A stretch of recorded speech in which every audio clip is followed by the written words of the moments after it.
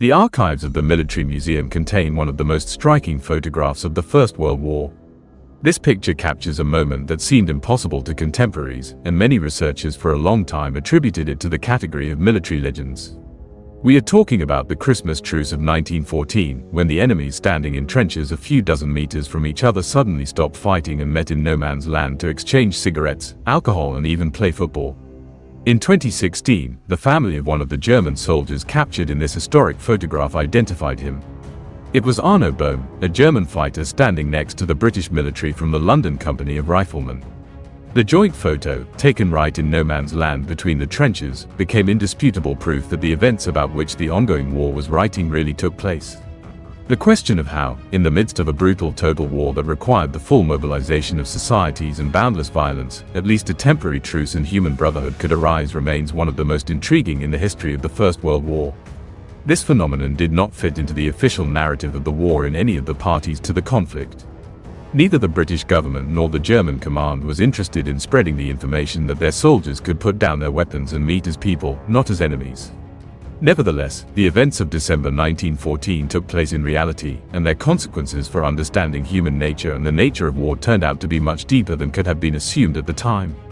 The outbreak of war in August 1914 was accompanied by widespread belief that the conflict would be resolved quickly.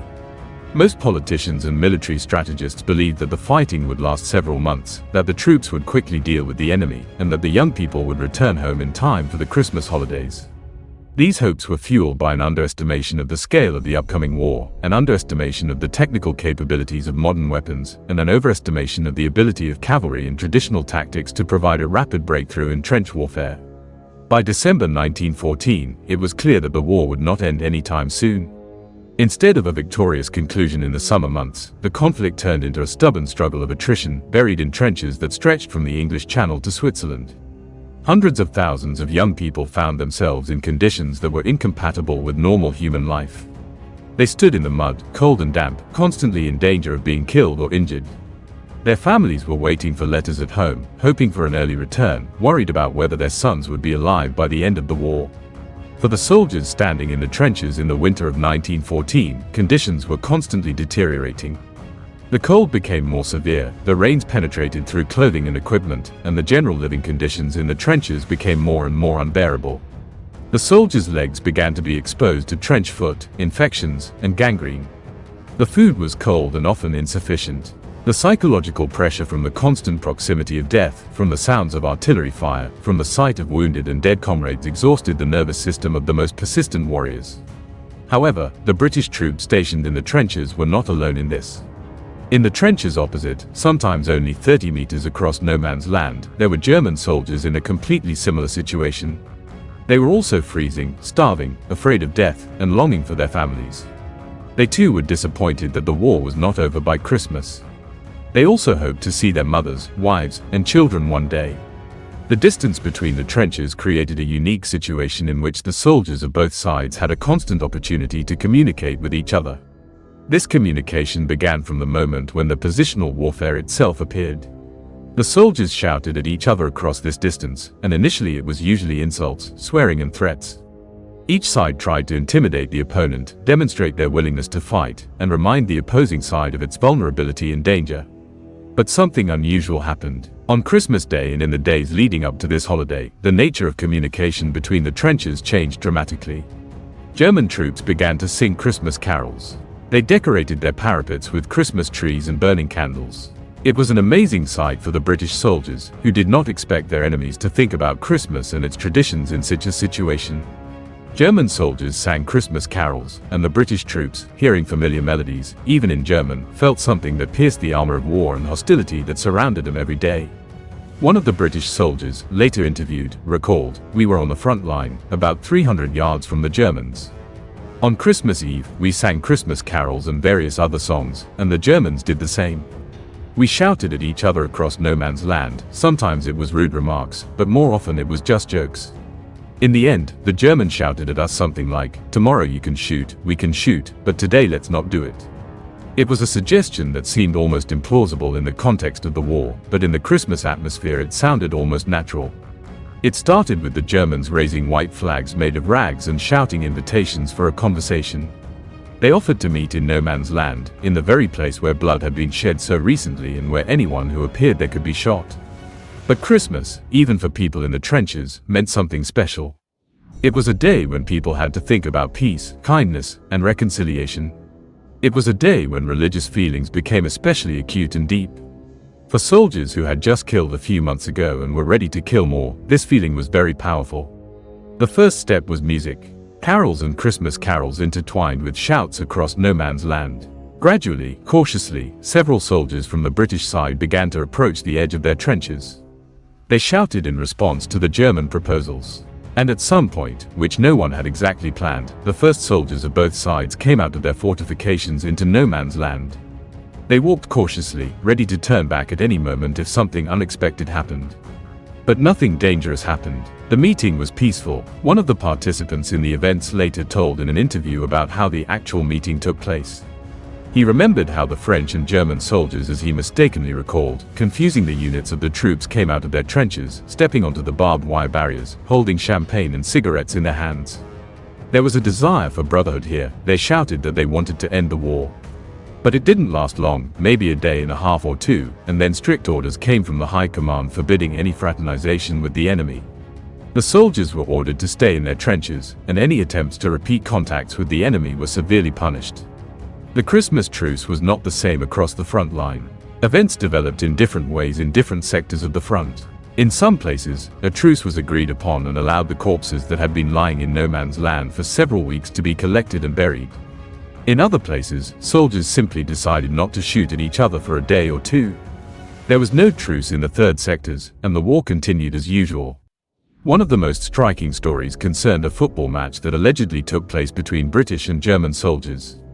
When we were talking about football, one of the eyewitnesses recalled, a real soccer ball appeared from somewhere. It was really a soccer ball, not something improvised. And we started playing. This is not to say that it was a full-fledged team game with a clear division into teams and positions. Rather, it was a side-to-side running after the ball, in which everyone participated. I was a young guy then. I was 19 years old, and I considered myself a pretty good player. I hit the ball a few times. At least a couple hundred people took part in this ball chase. People shouted, laughed, and felt like they were just young guys playing football for a while, not soldiers in the trenches. But it wasn't the whole front. While in some places the soldiers exchanged cigarettes, chocolate, biscuits and other goods that they managed to get, in other parts of the front the situation was completely different. Not all British commanders were supportive of the truce. Some officers viewed any communication with the enemy as betrayal, as a loss of morale, as a dangerous precedent that could undermine discipline. In some cases, paradoxical situations occurred when one part of the front was occupied by a festive truce and the neighboring sector suddenly opened intense fire, unaware of what was happening nearby. One officer later recalled such an incident. We saw some glowing objects being lit above the German parapets, and the Germans shouted at us from their trenches. There is no doubt that they are trying to establish contact. But we were ordered to open accelerated fire. We were shooting fast and intensely. The Germans did not return our fire, they just continued their celebrations as if we were idiots, which, however, was true, but not us, but the command. It was a paradox of war. People who wanted to celebrate Christmas together had to suffer because of the orders of officers and strategic considerations of high command. For those who did not participate in the truce, the events must have seemed completely unbelievable. And for people at home, in Britain, in France, in Germany, the news about the Christmas truce, when it reached the press and the public, sounded like the most fantastic stories. Indeed, for several months, the press and state propaganda have been shaping the image of the German soldier as a bloodthirsty enemy, as a cannibal, as a devil, as a merciless killer. The Germans were portrayed in the press as barbarians who were guided only by instinct and the desire for conquest. Women in newspapers and posters were urged to remember that their husbands and sons are fighting against non-humans, against beings who do not deserve compassion or humanity. And suddenly there are letters and photographs showing laughing British and German soldiers standing next to each other, exchanging cigarettes, shaking hands. It was surprising and even a little frightening for public opinion. One young soldier, a participant in the truce, said that his father was delighted by a letter describing the events of the Christmas truce. My father was so shocked and delighted by the news of this event that he sent a letter to the Daily Telegraph newspaper for publication. But when the military chiefs found out about this letter, the young soldier received a serious reprimand. He was charged with having dared to correspond with the press and disclose information about events that the High Command would prefer to keep secret. However, in this case, the letter was not written by the young fighter himself, but by his father at home, but the young man suffered for it. The photos, which proved that the Christmas truce had indeed taken place, were taken on personal cameras that some soldiers took with them to the trenches. Photographing in the trenches was discouraged by the command for obvious security reasons. But during the Christmas Truce of 1914, soldiers on both sides couldn't resist the urge to capture this unique event. They felt that it was something historical, something that should be preserved for future generations. These photos, taken by amateur cameras, have become the most convincing evidence that the events took place. In early January 1915, newspapers suddenly began printing letters and messages about the Christmas truce. Initially, there was a lot of skepticism. Newspaper editors and some readers believed that this was either an exaggeration or a completely made-up story. But then photos began to appear, and the evidence became more and more obvious. By the end of January, it became quite clear that the events had indeed taken place. The media at the time was thrilled with this discovery. Newspapers began to publish articles, discuss the events, and write about their significance. There was a big discussion about whether it was a good thing or a bad thing that there was a truce. Many journalists and commentators saw this as evidence of humanity even in the midst of war, while others viewed it as a war crime or at least a serious breach of discipline. One of the interesting aspects of the discussion was that in 1914, people still did not fully understand what the war would turn into. The atmosphere was still a bit naive. People still hoped that the war would be some kind of conditional, with certain rules, with the protection of civilians, with compliance with international norms. They did not realize that the war would turn into boundless violence, that there would be such means of warfare as poison gas, that there would be carpet bombing of cities, that the civilian population would die in huge numbers. But in 1915 and later, the war took on a completely different character. She has become much more violent, much more merciless, much more demanding of people's lives. By the end of 1914, the high commands of both sides realized the danger of communication between soldiers.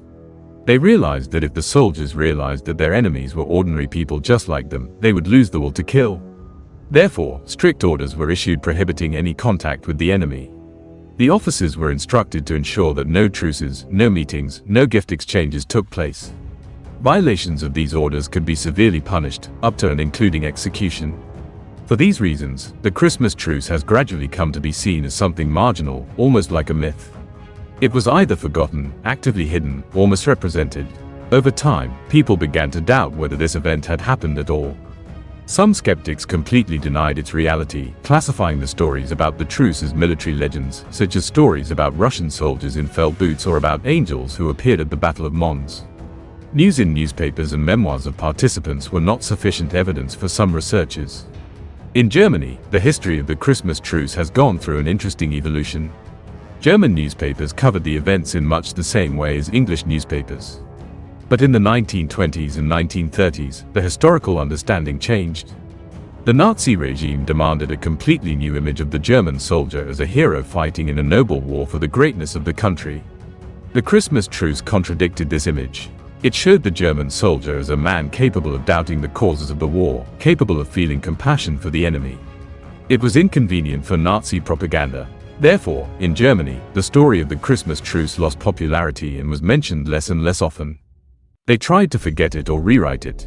In Britain, by contrast, the story has remained popular. She was included in the list of famous stories of the First World War, along with stories about heroic deeds, patriotism, and British fortitude.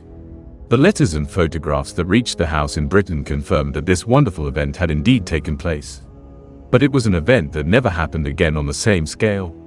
The Christmas truce was a unique phenomenon, and nothing like it will happen again either during the First World War or in subsequent conflicts. The reasons for this are diverse and complex.